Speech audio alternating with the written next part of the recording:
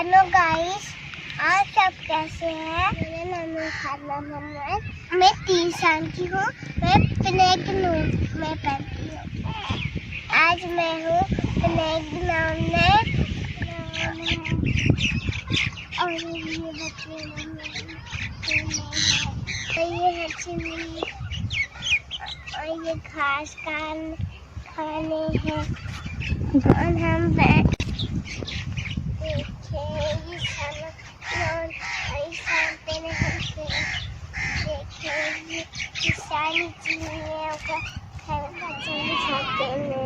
सब बच्चे के नाम में आ चुके हैं और मैं बच्चों के साथ खेलूंगी।